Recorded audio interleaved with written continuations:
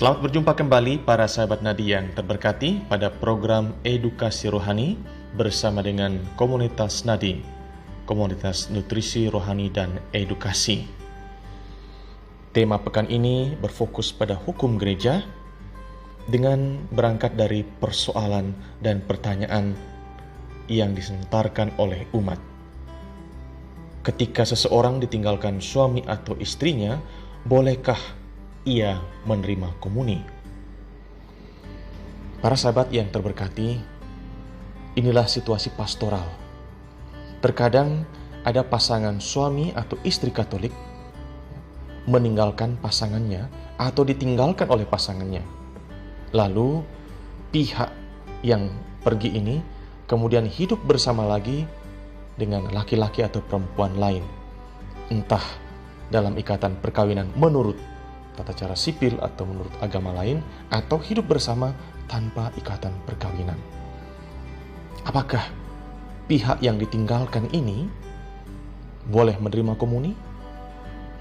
Pertama-tama mari kita melihat dasar hukum dari perkawinan. Berdasarkan hukum ilahi, sangat jelas apa yang disampaikan, disabdakan oleh Tuhan Yesus. Apa yang dipersatukan Allah tidak boleh diceraikan manusia. Kita dapat membacanya dalam Injil Matius bab 19 ayat 6. Kemudian, gereja sendiri mempunyai aturan tentang perkawinan yang tak dapat diganggu-gugat. Menurut hukum gereja, perkawinan yang masuk kategori ratum et consumatum adalah perkawinan yang tidak dapat diputus oleh kuasa manusiawi manapun dan atas alasan apapun kecuali oleh kematian. Hal ini diatur dalam kanon 1141. Jadi perkawinan yang sah dari dua orang baptis, ini yang disebut ratum.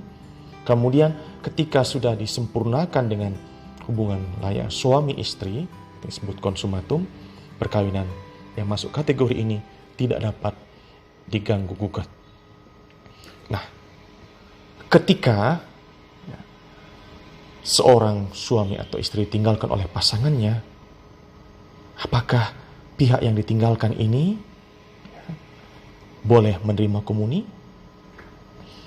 Mari kita lihat bahwa dalam perkawinan Katolik, perjanjian yang menjadi ikatan yang dibentuk oleh seorang laki-laki dan seorang perempuan itu untuk membangun persekutuan hidup bersama seumur hidup, mengikat kedua belah pihak, suami maupun istri yang telah mengucapkan janji itu terikat oleh perkawinan ini, karena kesepakatan membentuk perkawinan.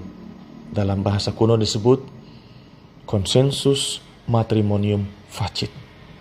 Dengan kata lain, perjanjian perkawinan atau kesepakatan yang dibentuk oleh seorang laki-laki dan seorang perempuan untuk membangun perkawinan itu menimbulkan konsekuensi bahwa kedua belah pihak terikat seumur hidup oleh perjanjian itu.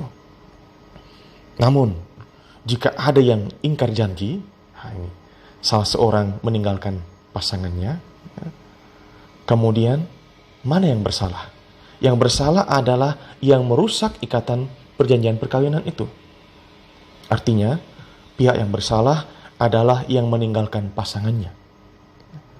Kemudian kalau dia pergi, seperti ini terjadi pisah ranjang.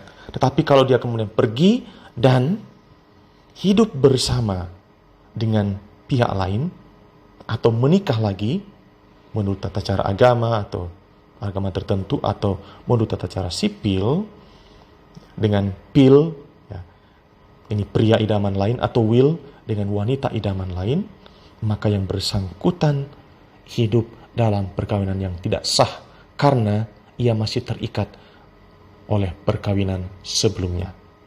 Dengan kata lain, orang ini hidup dalam dosa.